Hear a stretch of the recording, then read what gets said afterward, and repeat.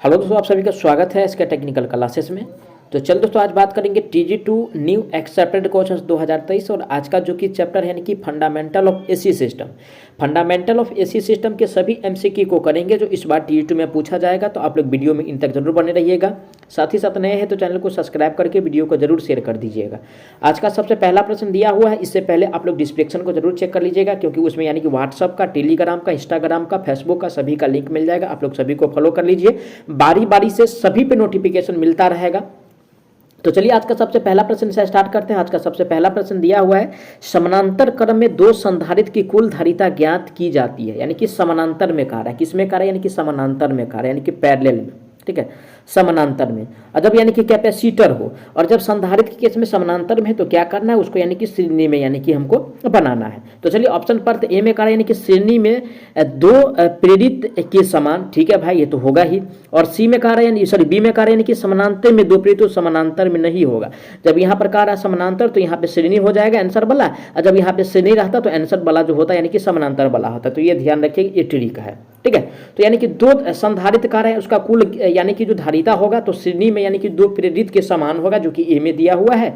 Right answer की बात किया जाए तो ऑप्शन ए सही हो जाएगा। जबकि यहाँ पे समानांतर, यहाँ पे अगर श्रेणी रहता, यहाँ पर श्रेणी रहता तो आंसर जो होता है यानी कि दो समानांतर की दो प्रेरित यानी कि समान होगा समानांतर में। तो ऑप्शन नंबर इसका बी सही हो जाता है, लेकिन इसके हिसाब से ऑप्शन ए सही हो जाएगा, ठीक है। चलिए आगे बढ़ेंगे नेक्स्ट क्वेश्चन पे। नेक्स्ट क्वेश्चन आज का है, निम्नलिखित में से कौन सा एक कैपेसिटर की भांति है? यानी कि कैपेसिटर के भांति, ठीक है। ए में दिया हुआ है, ए में कह रहा है यानी कि सिरोपरी लाइन के दो चालक तार, ठीक है। तो भाई यानी कि two conductor wire of overhead line, ठीक है। बी में दिया है प्रतिरोध के दो सिरे, तो प्रतिरोध के दो सिरे नहीं होगा। और सी में दिया है समानांतर के दो प्रेरित, तो समानांतर के दो प्रेरित नहीं होगा। ये जो होगा दोस्तों, एक कैपेसिटर की भांति जो है ये है यानी कि सिरोपरी लाइन के दो चालक, ठीक है। ए में दिया हुआ है, राइट आंसर ऑप्शन इसका ए सही हो जाएगा, ठीक है। सॉरी, अगला प्रश्न आज का दिया हुआ है। अगला प्रश्न है, निम्नलिखित में से किसकी इकाई ओम नहीं है? ठीक है ना। ए में कह रहा है प्रतिरोध, तो प्रतिरोध का इकाई ओम होता है। उसके बाद प्रतिबाधा का इकाई भी ओम होता है और प्रतिघात का इकाई भी यानी कि ओम होता है। लेकिन परिवेशीयता जो दिया हुआ है एडमिटेंस का इकाई जो है ओम नहीं होता है। तो नहीं वाला ही हमको पहचानना था। राइट आंसर जो होगा दोस्तों ऑप्शन इसका यानी कि डी सही हो जाएगा, ठीक है। चलिए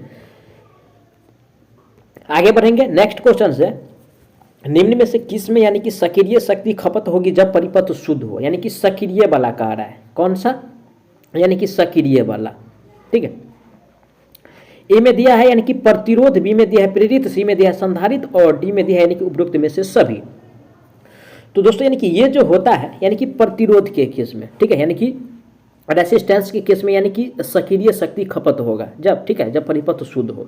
तो राइट आंसर जो होगा दोस्तों ऑप्शन इसका यानी कि ए सही हो जाएगा। अगला प्रश्न आज का दिया हुआ है, दो कुंडलियों के बीच युग्मन गुणांक 0.5 से कम है, यह कुंडलियां परस्पर है। ए में कार्य यानी कि ढीला संयोजन, कितना कार्य यानी कि 0.5 से कम कार्य है। और जब 0.5 से कम होगा तो यानी कि इसका जो संयोजन होगा दोस्तों, ठीक है, ये यानी कि ढीला संयोजन होगा, जो कि ए में दिया हुआ है। राइट आंसर की बात किया जाए तो ये इसका सही हो जाएगा। बी में दिया है कसा, तो कैसा संयोजन नहीं होगा 0.5 से अगर कम हो तो। चलिए आगे बढ़ेंगे।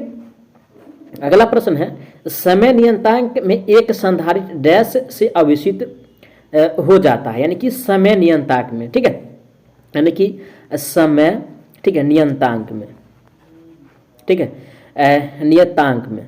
और समय नियतांक में जो होता है दोस्तों यानी कि संधारित्र ये आवेशित जो होता है, ठीक है, ये आवेशित होता है आपको लगभग हम बता रहे हैं, ठीक है ना, लगभग जो होता है यानी कि T बराबर जो होता है यानी कि RC होता है, ठीक है। और T बराबर RC जो होता है तो ये जो आवेशित होगा यानी कि 63 पॉइंट यानी कि 5 या 2, ठीक है, 5 या 2 ऑप्शन में रहे वो टिक करना है। ए में दिया है 50, तो 50% ज़्यादा हो जाएगा, 63 पॉइंट यानी कि 2 के आसपास, या 5 अगर रहे तो वो यानी कि प्रेफर करेंगे। राइट आंसर ऑप्शन इसका बी सही हो जाएगा, ठीक है। चलिए आगे बढ़ेंगे नेक्स्ट क्वेश्चन पे। नेक्स्ट क्वेश्चन है, संधारित्र वोल्टता तथा स्रोत वोल्टता बराबर है तो संधारित्र में से डैश धारा प्रवाहित होगा। यानी कि संधारित्र वोल्टता भी और साथ साथ यानी कि स्रोत वोल्टता भी अगर दोनों यानी कि बराबर हो, ठीक है, दोनों बराबर हो तो यानी कि संधारित्र में जो धारा होगा वो किस प्रकार का होगा। ठीक है, तो देखिए दोस्तों यानी कि ये धारा जो होगा यानी कि न्यूनतम होगा। ठीक है, यानी कि मिनिमम होगा। क्या होगा, मिनिमम होगा जब दोनों बराबर हो। ऑप्शन किस में दिया है, मिनिमम यानी कि न्यूनतम वाला, ए में कह रहा है यानी कि अधिकतम, तो अधिकतम एक ज़्यादा और एक कम होगा तो यानी कि धारा ज़्यादा होगा, लेकिन दोनों अगर बराबर है तो यानी कि धारा जो होगा यानी कि कम वाला होगा। राइट आंसर ऑप्शन इसका बी सही हो जाएगा। चलिए आगे बढ़ेंगे नेक्स्ट क्वेश्चन पे। नेक्स्ट का क्वेश्चन है शून्य और शिखर मान के बीच तात्कालिक मानों की संख्या होती है, यानी कि जीरो और यानी कि शिखर वैल्यू। ठीक है, यानी कि शिखर मान, जीरो और शिखर मान के बीच का यानी कि तात्कालिक मान की संख्या हमसे पूछ रहा है। और इसका जो संख्या होगा दोस्तों, ठीक है, इसका संख्या होगा आपको यानी कि अनंत, इन्फिनिटी होगा। ठीक है, इन्फिनिटी होगा। ऑप्शन किस में दिया हुआ है, ऑप्शन बी में दिया है इन्फिनिटी। राइट आंसर की बात किया जाए ऑप्शन इसका बी सही हो जाएगा। आगे बढ़ेंगे नेक्स्ट क्वेश्चन से 10 एम्पियर धारा पर एक कुंडली 25 जूल की विद्युत चुंबकीय ऊर्जा ग्रहण करती है, इसका प्रोडक्ट मान क्या होगा। ठीक है, प्रोडक्ट मान हमसे पूछ रहा है। यू बराबर क्या दिया है, 25 दिया हुआ है।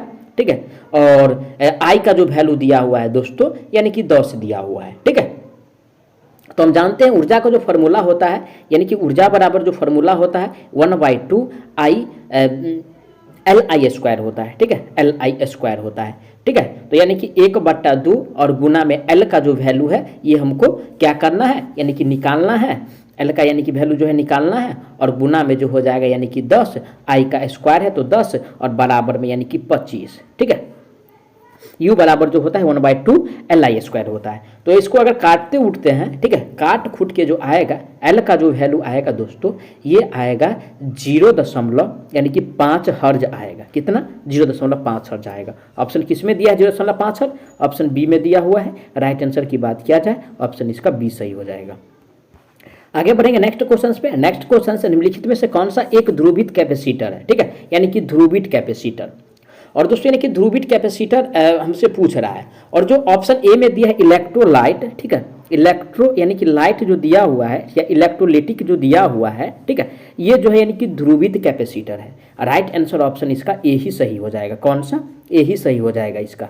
चलिए अगला प्रश्न पे चलेंगे। अगला प्रश्न दिया है किस तरंग में यानी कि वर्ग मध्य मूल मान RMS मान तथा यानी कि मध्य मान बराबर होता है, यानी कि दोनों कब बराबर होता है। ठीक है, तो ए में जो दिया हुआ है यानी कि वर्गाकार तरंग में। ठीक है, किस में कह रहा है, वर्गाकार तरंग में। बी में क्या कह रहा है दोस्तों, तो बी में कह रहा है यानी कि ज्या तरंग में। तो ज्या तरंग में जो है यानी कि बराबर नहीं होता है, ना आरादंत तरंग में ना त्रिभुजाकार तरंग में। ये जो बराबर होता है वर्गाकार तरंग में होता है, जो कि ए में दिया हुआ है। राइट आंसर ऑप्शन ए सही हो जाएगा।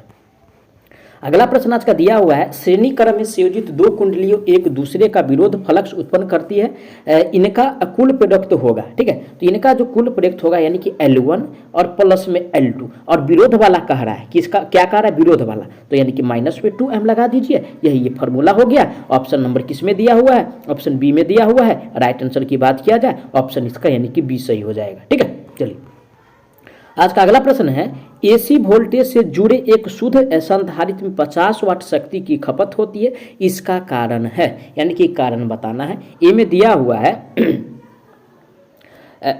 ए में दिया हुआ है धारित्र प्रतिघात ओम है। ठीक है, बी में दिया है संधारित्र में से धारा प्रवाह हो रहा है। और सी में दिया है संधारित्र का आकार काफी बड़ा है। और डी में दिया है यह कथन यानी कि असत्य है। तो फिर से क्वेश्चन पढ़ लेंगे, इसमें कुछ डाउट लग रहा है। क्या है क्वेश्चन, AC वोल्टेज से जुड़े एक शुद्ध संधारित्र में 50 वाट शक्ति की खपत होती है, इसका कारण है क्या है। ठीक है, इसका कारण कह रहा है। ए में कह रहा है यानी कि धारितीय प्रतिघात ओम में है, तो धारितीय प्रतिघात कैपेसिटिव रिएक्टेंस। बी में कह रहा है यानी कि current flow through the capacitor. C में कह रहा है कैपेसिटर हैज लार्ज साइज। तो दोस्तों यानी कि इसका कोई निष्कर्ष ही नहीं निकल रहा है। ठीक है इसका यानी कि कोई निष्कर्ष ही नहीं निकल रहा है। तो यानी कि देखिए इसका सीधा जवाब है यानी कि शुद्ध कैपेसिटर जो होता है यानी कि शक्ति का खपत नहीं करता। क्या, यानी कि शक्ति का खपत नहीं करता है।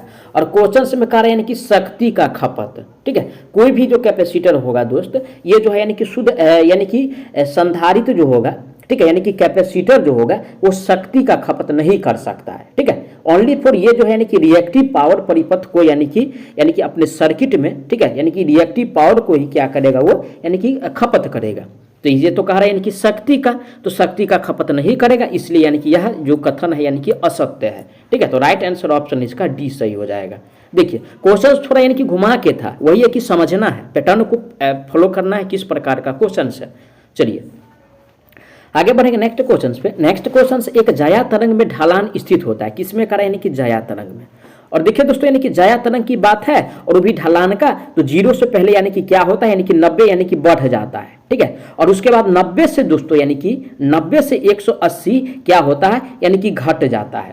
पहले यानी कि बढ़ जाता है, उसके बाद यानी कि घट जाता है। और ये जो स्थिति है यानी कि बार बार होता रहता है, ऐसा नहीं कि स्थिर रहता है। ठीक है, यानी कि जाया तरंग का जो ढलान है कभी भी स्थिर नहीं होता है। ध्यान रखिएगा, क्वेश्चन पूछा जाता है, बार बार पूछा जाता है। यानी कि जाया तरंग का जो ढलान होगा वो हमेशा परिवर्तनशील होता है। ठीक है, यानी कि 0 से 90 जाएगा, बढ़ के फिर यानी कि 90 से 180 घट के आ जाएगा। ठीक है, यानी कि इस क्रम में चलता रहता है, कभी भी वो स्थिर नहीं होता है। ऑप्शन पढ़ेंगे ए में का 0 से 90 के बीच, तो यानी कि स्थिर तो होगा नहीं, कभी भी नहीं होगा, चाहे 90 से 0 से 90 हो या 90 से 180 हो, तो ये भी गलत हो गया और यानी कि सी भी गलत। राइट आंसर जो होगा यानी इनमें से कोई नहीं, आपको आंसर बता दिए हैं कि जाया तरंग का ढलान जो होगा दोस्तों ये कभी भी स्थिर नहीं होता है। अगर इस प्रकार का ऑप्शन है तो टिक करेंगे, नहीं तो यानी कि इनमें से कोई नहीं। ठीक है, राइट आंसर ऑप्शन इसका यानी कि डी सही हो जाएगा। चलिए आगे बढ़ते हैं, अगला प्रश्न आज का दिया हुआ है। ठीक है, अगला प्रश्न कह रहा है यानी कि आरएमएस मान की गणना कैसे की जाती है, किसका यानी कि आरएमएस मान का। ठीक है, यानी कि रूट मीन स्क्वायर वैल्यू का गणना हम कैसे करेंगे। ए में दिया हुआ है, ठीक है, ए में कह रहा है यानी कि सभी तत्कालिक मान का वर्ग फिर उसका औसत फिर वर्गमूल। ये तो ठीक है भाई, पहले क्या करेंगे, तत्कालिक मानों का वर्ग करेंगे, फिर उसका औसत निकालेंगे, फिर उसका वर्गमूल करेंगे, तो क्या होगा यानी कि आरएमएस वैल्यू यानी कि RMS value root mean square value हमको यानी कि निकल कर आ जाएगा, यानी कि पता चल जाएगा। तो राइट आंसर जो होगा दोस्तों ऑप्शन इसका ए सही हो जाएगा। कौन सा, is the right answer on this question. चलिए अगला प्रश्न आज का दिया हुआ है, एक शुद्ध प्रेरित में डैश है यानी कि प्योर इंडक्टर में, और इंडक्टर के केस में जो होता है यानी कि वोल्टेज जो है यानी कि धारा से 90 डिग्री आगा होता है। वोल्टेज जो है यानी कि आई से 90 डिग्री यानी कि आगे होता है। ठीक है, यानी कि आगे रहता है। ऑप्शन किस में दिया है, ए में कह रहा धारा वोल्टेज से 90 डिग्री आगे, तो धारा नहीं दोस्तों, वोल्टेज जो है धारा से यानी कि आगे रहता है, जो कि बी में दिया हुआ है। राइट आंसर ऑप्शन इसका बी सही हो जाएगा। ठीक है, चलिए अगला प्रश्न दिया हुआ है, संधारित्र द्वारा एक तर्क आवेश Q तथा संधारित्र C होता था, उसकी ऊर्जा क्या होगा। ठीक है, तो यानी कि संधारित्र के बारे में हमको बताना है। ठीक है, किसके बारे में, संधारित्र के बारे में। और जानते हैं, ठीक है, यानी कि जानते हैं कि V बराबर जो होता है यानी कि Q बट्टा में C होता है, और U बराबर जो होता है यानी कि 1 बट्टा यानी कि CV स्क्वायर होता है। तो अब इस पे यानी कि बैठा दीजिए, V का वैल्यू दीजिए 1 बट्टा यानी कि 2 और C और गुना में यानी कि Q और बट्टा में यानी कि C का स्क्वायर, तो बराबर में निकल के आएगा क्या दोस्तों, यानी कि Q स्क्वायर यानी कि बराबर में निकल के आएगा Q स्क्वायर और बट्टा में यानी कि 2C। ऑप्शन किस में दिया है, Q स्क्वायर बट्टा 2C, ऑप्शन नंबर ए में दिया हुआ है। राइट आंसर की बात किया जाए तो ऑप्शन इसका ए सही हो जाएगा। देखिए ये सेम फार्मूला ही था, लेकिन इसमें कुछ एक्स्ट्रा ऐड किया हुआ है। ये ऐड किया हुआ यानी कि एनर्जी वाला, तो कंफ्यूज नहीं होना है, ध्यान से समझना है। ठीक है, एक बार में नहीं समझना है, समझिएगा तो फिर दोबारा उसको यानी कि फिर पीछे करके देख लेना है। ठीक है, चलिए अगला प्रश्न आज का दिया हुआ है, कह रहा है यानी कि एक प्रेरित पर जाया तरंग भोल्टता आरोपित की गई है, यदि भोल्टता की आवृत्ति बढ़ती है तथा प्रेरित की धारा डैश है। ऑप्शन ए में कह रहा है यानी कि बढ़ना, बी में कह रहा है घटना, सी में कह रहा है यानी कि वही रहती है, और डी में कह रहा है उपयुक्त में से कोई नहीं। ठीक है, तो दोस्तों यानी कि इस पे जो प्रभाव पड़ता है, ठीक है, मेनली रूप से प्रभाव पड़ता है यानी कि घटने वाला, जो कि बी में दिया हुआ है। राइट आंसर इसका बी सही हो जाएगा। चलिए आगे बढ़ेंगे नेक्स्ट क्वेश्चन पे। नेक्स्ट क्वेश्चन आज का दिया हुआ है, एक परिपथ तत्व में से प्रवाहित धारा तथा वोल्टता के बीच फेज अंतर 30 है, आवश्यक शर्त है यह है कि डैश। ऑप्शन ए में कह रहा है दोनों की आवृत्ति समान होनी चाहिए, क्या कह रहा है, दोनों का आवृत्ति समान होनी चाहिए।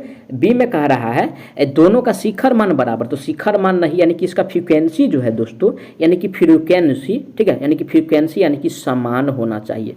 ए में दिया हुआ है दोनों का फ्रीक्वेंसी समान। राइट आंसर ऑप्शन इसका ये सही हो जाएगा।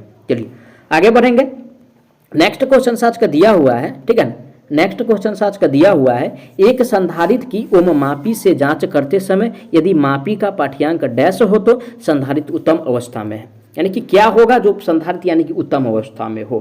ठीक है, तो देखिए दोस्तों इस स्थिति को अगर चेक करते हैं, ठीक है, और चेक करते वक्त, ठीक है, चेक करते वक्त शून्य से अनंत की ओर, ठीक है, यानी कि जीरो से इन्फिनिटी, जीरो से यानी कि इन्फिनिटी की ओर अगर संकेत करे तो समझना कि संधारित्र जो है उत्तम अवस्था में है। ऑप्शन किस में दिया, ए में कह रहा है जीरो, जीरो नहीं होगा न अनंत होगा, जीरो से अनंत की ओर संकेत करे तो यानी कि संधारित्र उत्तम होगा। राइट आंसर ऑप्शन इसका सी सही हो जाएगा। ठीक है मैं आशा करता हूँ आप लोग सारा प्रश्न को अच्छा से समझे होंगे।